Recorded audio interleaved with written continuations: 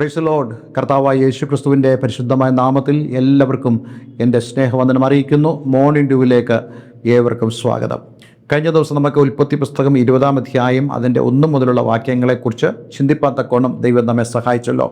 അതേ 19-ാമത്തെ അധ്യായത്തിൽ നമുക്ക് അബ്രഹാമിനെ കാണുവാൻ സാധിക്കുന്നത് അതേ സൊദോമിൽ ദൈവം ചെയ്തതായ ന്യായവിധിയെ ദൈവസന്നിധിയിൽ നിന്ന് നോക്കുന്ന ഒരു അബ്രഹാമിനെയാണ്. എന്നാൽ പിന്നീട് അബ്രഹാം ആ ദേശത്തു നിന്നും മാറി അതൊരു കുന്നിൻ പ്രദേശമായിരുന്നു എന്നാണ് വേദചിന്തകന്മാർ ചിന്തിക്കുന്നത്. ആ പ്രദേശത്ത് എപ്പോഴും ആ സൊദോമിൻ്റെ ഓർമ്മകൾ ഒരുപക്ഷെ അബ്രഹാമിനെ അലട്ടുന്നുണ്ടാകാം.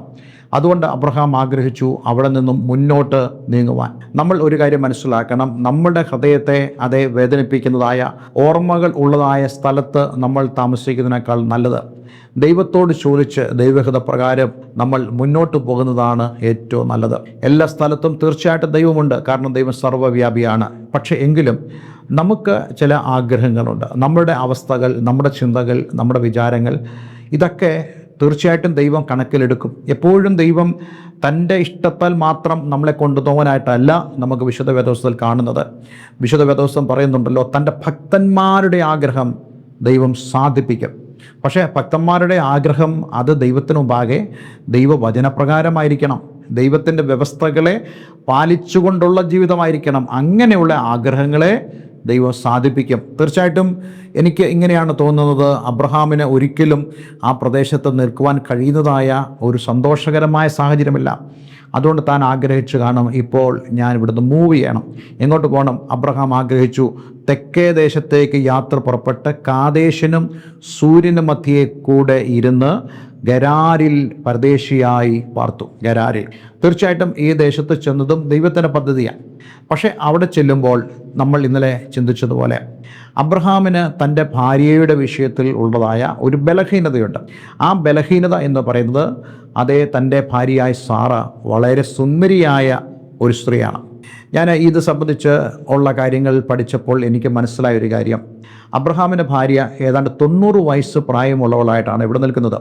90 വയസ്സ് പ്രായമുള്ള ആളെ മറ്റുള്ള രാജ്യത്തിലുള്ള ചെറുപ്പക്കാരായ രാജാക്കന്മാർക്ക് ഇഷ്ടം ആകുന്നെങ്കിൽ അല്ലെങ്കിൽ ബോധിക്കുന്നെങ്കിൽ ആ സാറായുടെ സൗന്ദര്യം, അവളുടെ ആ ശരീരത്തിൻ്റെ ആകർഷണത്വം, അതൊക്കെ എത്ര വലുതായിരിക്കുമെന്ന് നമുക്ക് ചിന്തിക്കാൻ കഴിയും. ചില വേദചിന്തകന്മാർ പറയുന്നത് അതേ ദൂതന്മാർ അബ്രഹാമിൻ്റെ അടുക്കൽ അതേ മെമ്പറയുടെ തോപ്പിൽ കടന്നു വന്ന് അടുത്ത വർഷം ഞങ്ങൾ ഇതേ സമയം ഇവിടെ വരുമ്പോൾ അതേ നീ ഒരു കുഞ്ഞിനെ അണയ്ക്കും എന്ന് പറയുമ്പോൾ തന്നെ അവിടെ ദൈവപ്രവൃത്തി ആരംഭിച്ചു.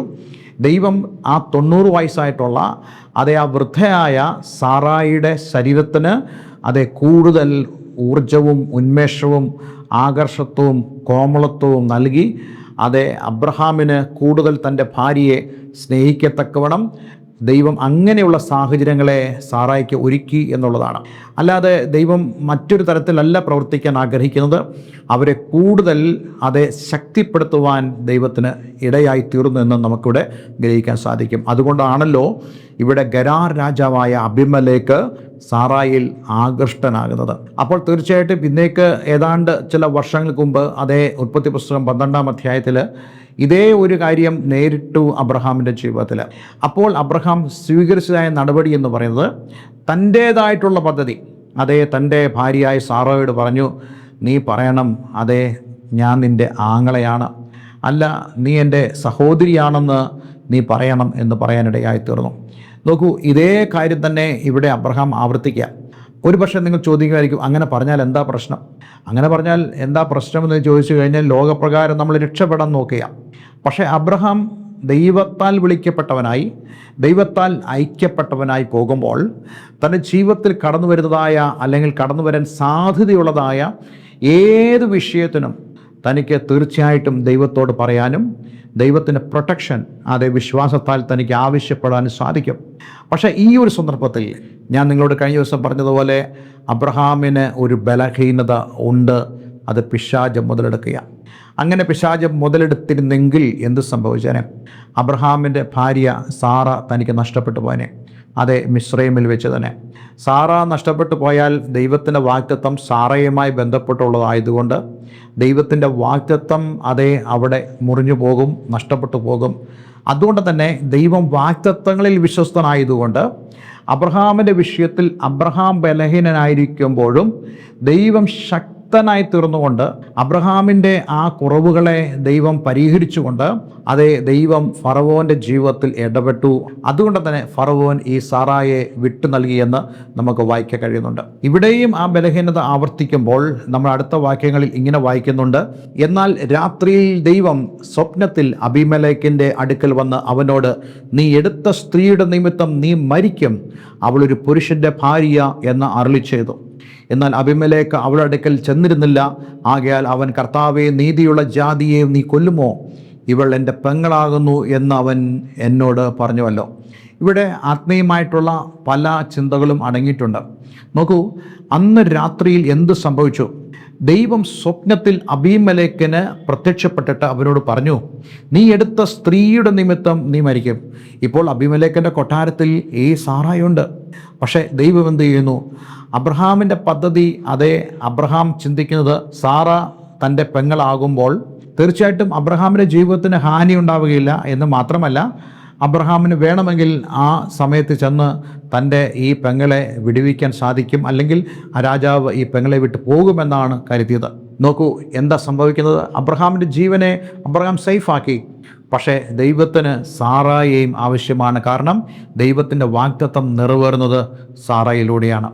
പലപ്പോഴും നമ്മൾ നമ്മുടെ കാര്യങ്ങൾക്ക് പ്രാധാന്യം കൊടുക്കുന്നുണ്ട്, പക്ഷേ നമ്മുടെ വാഗ്ദത്തത്തിന് നമ്മൾ പലപ്പോഴും പ്രാധാന്യം കൊടുക്കുന്നില്ല. നമ്മളുടെ ജീവരക്ഷയ്ക്ക്, നമ്മളുടെ ശാരീരികമായ ആവശ്യങ്ങൾക്ക്, നമ്മളുടെ ഫിസിക്കൽ നീഡ്സിന് നമ്മൾ പ്രാധാന്യം കൊടുക്കുമ്പോൾ തന്നെ പലപ്പോഴും നമ്മൾ ചിന്തിക്കുന്നത് അതിനാണ് നമ്മൾ പ്രാധാന്യം കൊടുക്കേണ്ടത് എന്നുള്ളതാണ്. എന്നാൽ ഞാൻ നിങ്ങളോട് പറയട്ടെ, വാഗ്ദത്തം നിങ്ങളുടെ ശരീരവുമായിട്ടോ നിങ്ങളുടെ ജീവനുമായിട്ടോ ബന്ധപ്പെട്ടുള്ളത് മാത്രമല്ല. വാഗ്ദത്തം ദൈവം നിങ്ങൾക്ക് തരുന്നുണ്ടെങ്കിലും വാഗ്ദത്തം നിങ്ങളുടേത് മാത്രമല്ല, മറിച്ച് വാഗ്ദത്തം ദൈവത്തിൻ്റെ കൂടിയാണ്. നമ്മളോട് ദൈവം വാഗ്ദത്തം പറഞ്ഞെങ്കിൽ നമ്മൾ ചിന്തിക്കരുത് അത് എൻ്റേത് മാത്രമായിട്ടുള്ള, എന്നിൽ മാത്രം വെസ്റ്റഡ് ആയിട്ടുള്ള ഒരു പ്രോമിസാണ് എന്ന് നമ്മൾ ഒരിക്കലും ചിന്തിക്കരുത്. മറിച്ച് ദൈവം വാഗ്ദത്തം പറയുന്നുണ്ടെങ്കിൽ അത് എൻ്റേത് മാത്രമായി തീരുന്നില്ല, അത് ദൈവത്തിൻ്റെ കൂടെ ആയതുകൊണ്ട് അതിൽ റിലേറ്റ് ചെയ്യപ്പെട്ടിരിക്കുന്ന ഏതൊരു വ്യക്തിക്കും വരുന്നതായ കാര്യങ്ങളിൽ ദൈവം ഇടപെടുവാനിടയായി തീരും. ഞാൻ നിങ്ങളോട് ഇന്ന് പറയാൻ ആഗ്രഹിക്കുന്ന വളരെ പ്രധാനപ്പെട്ട സന്ദേശം, ദൈവം നിങ്ങളോട് പറയുന്ന വാഗ്ദത്തം നിങ്ങൾ മാത്രം കേട്ടു അല്ലെങ്കിൽ മനസ്സിലാക്കി എന്നുള്ളതുകൊണ്ട് നിങ്ങളുടെ മാത്രമല്ല, അത് എനിക്കുള്ള വാഗ്ദത്തം, അത് എൻ്റെ ഭാര്യയ്ക്കും എൻ്റെ മക്കൾക്കും, അതെ ദൈവത്തിനുമുള്ളതാണ്. അതുകൊണ്ട് എൻ്റെ ജീവിതത്തിൽ ഈ വാഗ്ദത്തവുമായി ബന്ധപ്പെട്ട് ഏത് കാര്യങ്ങളും സംഭവിച്ചാലും ദൈവം ആ വിഷയത്തിൽ ഇടപെടും എന്നുള്ളത് നമ്മൾ നന്നായി ഗ്രഹിക്കേണ്ടത് ആവശ്യമാണ്. നോക്കൂ, ഇവിടെ അന്ന് രാത്രിയിൽ അതേ ദൈവം സ്വപ്നത്തിൽ അബീമേലെക്കിൻ്റെ അടുക്കൽ വന്ന് അവനോട് പറഞ്ഞു, നീ എടുത്ത സ്ത്രീയുടെ നിമിത്തം നീ മരിക്കും എന്ന് പറഞ്ഞു. അപ്പോൾ ആ മനുഷ്യൻ പറഞ്ഞതായ മറുപടി എന്താണ് എന്ന് നമ്മൾ കാണുന്നുണ്ട്. കർത്താവേ, നീതിയുള്ള ജാതിയെ നീ കൊല്ലുമോ? അതായത് സോദോമിൽ ദൈവം ചെയ്ത കാര്യം എന്താണെന്ന് ഈ അബീമേലെക്കിന് അറിയാം. അപ്പോൾ അതുകൊണ്ട് തന്നെ ഒരു ദൈവഭയം ഈ അബീമേലെക്കിൻ്റെ ഉള്ളിലുണ്ട്. പക്ഷേ അബീമേലെക്ക് ചെയ്യുന്ന കാര്യം അബീമേലെക്കിൻ്റെ ദൃഷ്ടിയിലും അവൻ്റെ മൊറാലിറ്റിയിലും തെറ്റല്ല. കാരണം പിന്നീട് താൻ പറയുന്നുണ്ട്, ഈ ഒരു സ്ത്രീ ആരുടേതുമല്ലല്ലോ, അതുകൊണ്ട് ഞാൻ എന്താണ് തെറ്റ് ചെയ്യുന്നത്? തീർത്തും അത് പറയുന്നത് ശരിയാണ് എന്ന് മാത്രമല്ല, അബ്രഹാം പറഞ്ഞ ഒരു കാര്യമുണ്ട്, ഞാൻ ഈ പറഞ്ഞ കാര്യം കള്ളമല്ല, ശരിയാണ്. കാരണം എൻ്റെ ഭാര്യ എൻ്റെ അപ്പൻ്റെ മകളാണ്, എന്നാൽ അമ്മയുടേതല്ല എന്ന് പറയുമ്പോൾ മറ്റൊരു സ്ത്രീക്ക് തൻ്റെ പിതാവായ തേരഹനുണ്ടായ മകളാണ് സാറ എന്നുള്ള ഒരു ആശയം വെച്ചുകൊണ്ട് താൻ പറയുന്നതായ പദ്ധതിയുടെ ലോജിക്ക് അവിടെ ദൈവം മുമ്പാകെയും മനുഷ്യൻ്റെ മുമ്പാകെയും അബ്രഹാം പറയുകയാണ്. നമുക്ക് ഇതുപോലെ തന്നെ ചെയ്യുന്നതായ പാപങ്ങൾക്ക് പലപ്പോഴും ലോജിക്കുണ്ട്. പക്ഷേ ഞാനൊരു കാര്യം പറയട്ടെ, ദൈവം മുമ്പിൽ അത് വിലപ്പോവുകയില്ല. പക്ഷേ നമ്മുടെ ബലഹീനതകളെ അതിൽ കവിയുന്നതായ ദൈവത്തിന് കൃപയുണ്ട് എന്ന് മനസ്സിലാക്കുവാൻ നമുക്ക് ഈ വേദഭാഗങ്ങൾ നമ്മെ വളരെയധികം സഹായിക്കുന്നുമുണ്ട്. നോക്കൂ, ഈ ഒരു ബലഹീനതയുടെ നടുവിൽ പോലും ദൈവം അബീമേലെക്കിൻ്റെ അടുക്കൽ ചെല്ലുന്നു. അതേ ദൈവത്തെ ഭയമുള്ള രാജാവാണ് അബീമേലെക്ക്. അവൻ്റെ അടുക്കൽ ചെന്ന് ദൈവം സംസാരിക്കുകയാണ്. അങ്ങനെ അബീമേലെക്കിൻ്റെ അടുക്കൽ ചെന്നപ്പോൾ ദൈവം ചെയ്തതായ പല കാര്യങ്ങളുമുണ്ട്. ഈ കാര്യങ്ങൾ തന്നെ നമുക്ക് ഉൽപ്പത്തി പുസ്തകം 12-ാം അധ്യായത്തിൽ ഫറവോനുമായി ബന്ധപ്പെട്ടുള്ള വിഷയത്തിലും നമുക്ക് കാണാൻ കഴിയുന്നുണ്ട്.